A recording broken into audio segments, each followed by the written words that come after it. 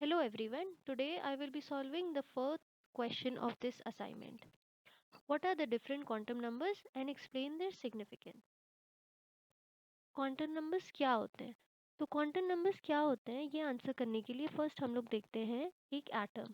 तो एक एटम क्या होता है? इसके न्यूक्लियस पे न्यूट्रॉन्स और प्रोटॉन्स प्रेजेंट होते हैं और इसके अराउंड इलेक्ट्रॉन्स ऑर्बिट करते हैं। ठीक है। तो क्वांटम नंबर्स क्या बताते हैं? इस इलेक्ट्रॉन की क्या पोजीशन है, क्या एनर्जी है, कौन से ऑर्बिट में, ये सब चीज़ें क्वांटम नंबर से पता चलता है। तो यहाँ जैसे कि लिखा है कि each electron is designated by a set of four quantum numbers. ठीक है। N, L, M and S. ठीक है। अब फर्स्ट वाला जो क्वांटम नंबर है एन, इसको क्या कहते हैं? Principal quantum number. और ये प्रिंसिपल क्वांटम नंबर हमें क्या बताता है?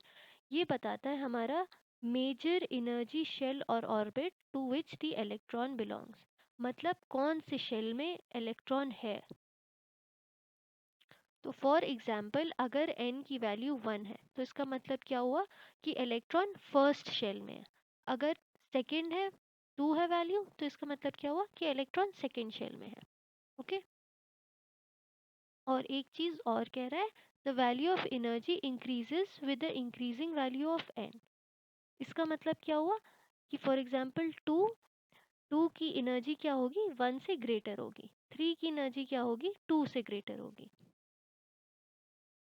It gives the information of the orbit k, l, m, n and so on. तो k कौन सा होता है? फर्स्ट शेल ना। l कौन सा होता है? सेकंड, और सो ऑन। तो इतनी बात हो गई हमारी फर्स्ट क्वांटम नंबर की, जो है प्रिंसिपल क्वांटम नंबर।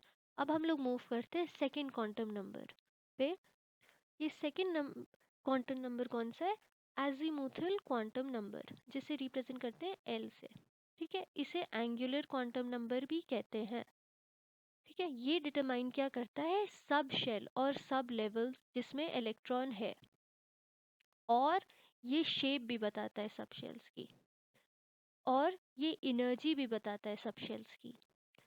तो फॉर एग्जांपल अगर एल की वैल्यू 0 है तो सबशेल में कौन सा है? कौन से सबशेल में इलेक्ट्रॉन है? एस सबशेल में। अगर 1 है तो कौन से सबशेल में है? पी में है। अब हमें शेप्स ऑलरेडी पता रहते हैं सबशेल्स के, राइट? ये पढ़ा है कि एस का शेप क्या होता है? स्पेरिकल होता है। पी का शेप क्या होता है? डम्बल होता है। तो इस तरीके से अगर हम लोग को एल की वैल्यू पता है तो हम लोग नेम ऑफ सबशेल भी बता सकते हैं, शेप ऑफ सबशेल भी बता सकते हैं, और एनर्जी भी बता सकते हैं। क्योंकि हमें पता है कि पी की एनर्जी एस से ज़्यादा होती है, डी की एनर्जी पी से ज़्यादा होती है, एफ की एनर्जी डी से ज़्यादा होता है, राइट? तो ये तीन चीज़ें एजीमुथल क्वांटम नंबर बताता है। अब ये जो एजीमुथल क्वांटम नंबर है, इसकी वैल्यू होती है n-1। ठीक है। और n हम लोग ने पढ़ा है इससे पहले कि ये प्रिंसिपल शेल होता है।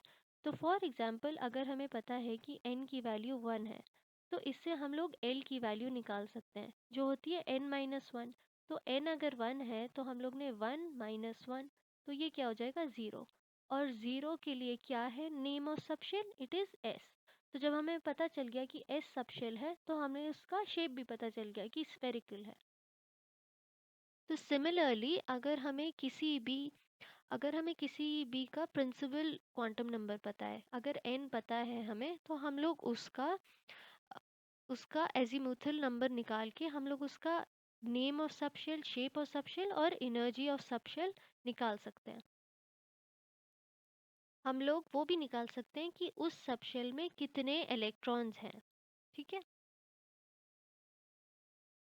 अब हमारा थर्ड क्वांटम नंबर है मैग्नेटिक क्वांटम नंबर, जिसे m से डिनोट करते हैं। और ये क्या बताता है? ये बताता है ओरिएंटेशन ऑफ सबशेल्स। वैल्यू जो m की होती है वो -l से +l तक होती है। इसका मतलब क्या हुआ? तो फॉर एग्जांपल हमारी l की वैल्यू 1 है। ठीक है। तो इसकी m की वैल्यूज क्या होंगी? From -l to +l। ठीक है। तो फ्रॉम -1 टू +1। ठीक है। तो यहाँ पर बस एक ही नंबर आएगा, 0। दूसरा एग्जाम्पल लेके समझते हैं। फॉर एग्जाम्पल अगर l हमारा 2 है, ठीक है, तो वैल्यूज़ क्या होंगी, -2 से लेकर +2 तक। तो -2, -1, 0, +1 और +2, है ना। तो हमारी m की वैल्यूज़ 5 हो गई, ठीक है। तो ज़रूरी नहीं है जब हम लोग को l पता हो हम लोग ऐसे ही निकालें, एक फार्मूला भी है 2l+1। तो इसी को देख लेते हैं। फॉर एग्जांपल अगर l 2 है तो यहाँ पर 2+1 आ जाएगा and this is equal to 5। तो यहाँ पर भी 5 आई, यहाँ पर भी 5 आई। ओके। और अगर हमें वैल्यू ऑफ n पता है तो हम लोग m निकाल सकते हैं बाई n²। अब हमारा fourth and last quantum number है स्पिन क्वांटम नंबर, जिसे s से डिनोट करते हैं, ठीक है। अब s क्या होता है, s की वैल्यू या फिर +½ होती है या फिर -½ होती है। और ये क्या बताता है, स्पिन और रोटेशन ऑफ द इलेक्ट्रॉन। मतलब क्या, इलेक्ट्रॉन या फिर क्लॉकवाइज स्पिन कर रहा होगा या फिर एंटी क्लॉकवाइज स्पिन कर रहा होगा, ठीक है। और इस स्पिन की वैल्यू +½ हो सकती है और -½ हो सकती है। और स्पिन ऑफ एन एटम हम लोग कैसे निकालते हैं, half into the number of unpaired electrons. तो इन शॉर्ट हमने 4 डिफरेंट क्वांटम नंबर्स को देखा and I hope you guys understood. Thank you.